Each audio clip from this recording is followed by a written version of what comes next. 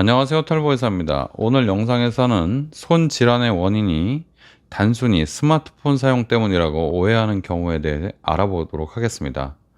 손 질환은 여러 요인이 복합적으로 작용해서 발생하므로 정확한 진단과 적절한 치료를 받는 것이 중요합니다.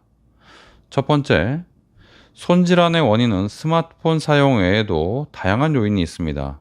스마트폰 사용이 손 질환의 아주 큰 원인이라고 여기저기 자료가 굉장히 많습니다. 신문 기사에도 맨날 그렇게 나고요. 근데 이것만이 원인은 아니죠. 손 질환의 발생에는 유전적 요인, 호르몬 변화, 만성 질환, 직업 특성 등 다양한 요소가 관여합니다. 이렇게 다양한 요소가 관여할 때는 잘 모른다는 겁니다. 손 질환의 원인을 모르는 것이 거의 대부분이에요. 예를 들어서 당뇨병이나 류마티스 관절염 같은 이런 전신 질환이 있는 경우에는 손 질환이 더 쉽게 발생할 수 있는 확실한 경향이 있는 경우도 있지만 애매한 경우도 있습니다. 또 갑상선 기능에 문제가 있는 경우, 그리고 임신 중일 때도 손 질환이 더 잘 생기죠. 손 질환이 의심될 때는 단순히 스마트폰 사용, 이걸 줄이는 것만으로 충분하지 않을 수가 있어요. 스마트폰이 원인이 아닐 수가 있기 때문에 그렇습니다. 정확한 진단을 통해서 개인의 상황에 맞는 적절한 치료 방법을 찾는 것이 중요합니다. 두 번째, 손목 터널 증후군은 과도한 손 사용만으로 발생하지 않습니다. 손목 터널 증후군은 손목의 좁은 통로, 즉 손목 터널에서 신경이 압박을 받아서 발생하는 질환인데요. 흔히 손을 많이 써서 사용한다고 알려져 있습니다. 그러나 실제로는 여러 요인이 복합적으로 작용을 하고 단순히 많이 써서 이렇게 생긴다고 보기엔 좀 어렵습니다.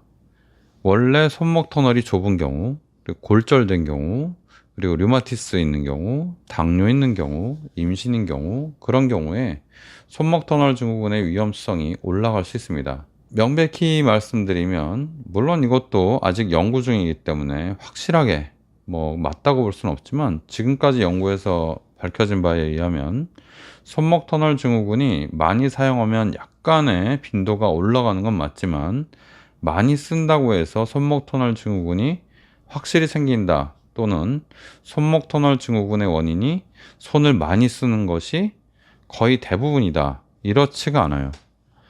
많이 쓰는 것은 조금의 영향만 있고 나머지는 잘 모르고 오히려 당뇨병이 영향이 많다, 이렇게 되어 있습니다.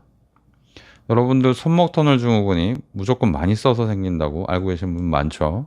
저도 그렇게 알고 있었는데 그렇지가 않습니다. 약간의 영향만 있다, 이렇게 알고 계셔야 됩니다.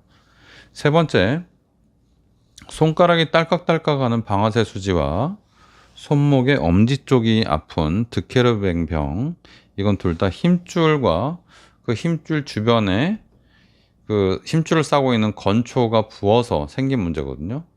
흔히 이것도 반복적인 손 사용, 손을 많이 써서 생겼다고 그렇게 알고 계신 분이 많은데, 이것도 정확한 원인이 밝혀지지 않았어요.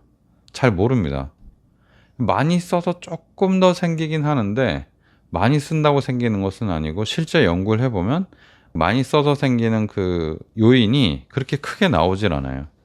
그래서 많이 써서 생기는 그런 경향만이 좀 있고 확실한 원인은 잘 모른다, 이렇게 돼 있습니다. 근데 당뇨병, 갑상선 질환 요런 게 있을 때는 조금 더 잘 발생하는 건 확실한 원인입니다. 그래서 유전적 요인이나 호르몬 변화 같은 것도 영향이 있을 수 있고요. 그래서 무조건 손 사용을 줄이고 깁스 같은 거 하고 이렇게 할 것이 아니고, 적절한 치료 방법을 상태에 맞게 찾는 것이 중요합니다. 만약에 너무 심각하다고 하면 수술 치료를 받을 수 있겠죠. 네 번째, 퇴행성 관절염과 힘줄염은 단순한 노화 현상이 아닐 수도 있습니다.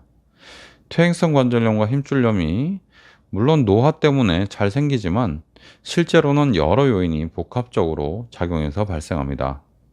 여러 요인이 복합적으로 작용하는 것은 원인을 잘 모른다는 말이라고 제가 누누이 말씀드립니다. 물론 나이가 들면서 연골과 힘줄이 약해지는 것은 사실이지만, 유전적 요인, 과거의 부상, 직업적 특성, 비만, 전신질환, 그리고 그 외에 원인 모르는 다양한 것들, 이런 다양한 요소가 영향을 미쳐서 발생합니다. 염증성 질환이 있는 경우에 퇴행성 변화가 더 빠르게 진행될 수 있죠. 그 체중이 좀 많이 나가는 경우 관절이 당연히 부담이 돼서 퇴행성 변화가 촉진될 수도 있죠.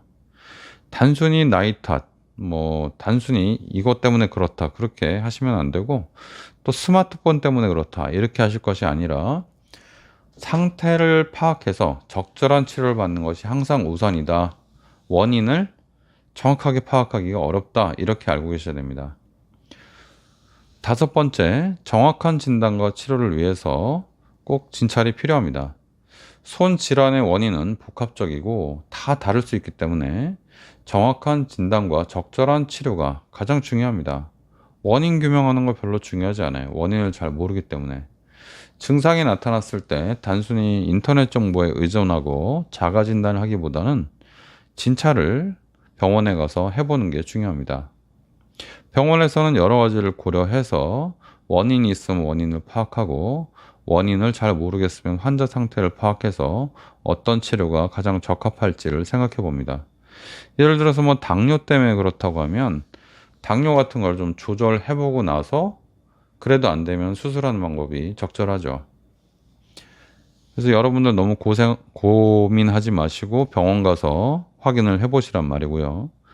오늘의 그 내용을 정리해 보도록 하겠습니다.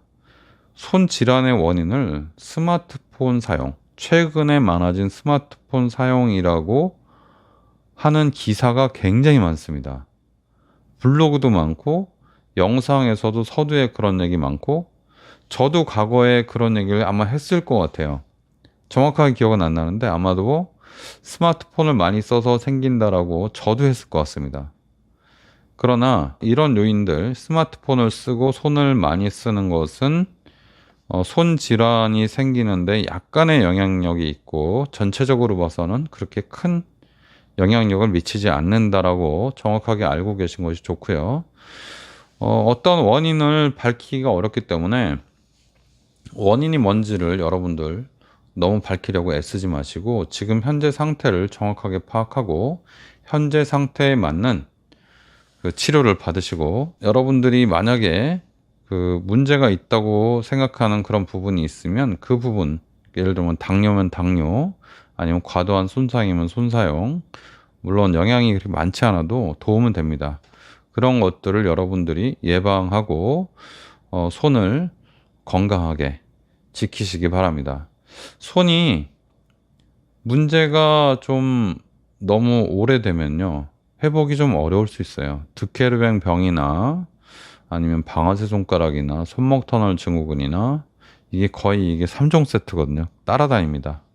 근데 이 병들이 너무 심해지면 나중에 회복이 어려울 수 있어요. 그 점을 꼭 감안하시고 병원 가서 정확하게 진찰을 받아보시기 바랍니다. 감사합니다. 손질환의 정확한 원인이 꼭 스마트폰 때문은 아니고, 스마트폰의 영향은 의외로 그렇게 많지 않다라는 내용을 오늘 말씀드렸습니다. 털보 의사였습니다.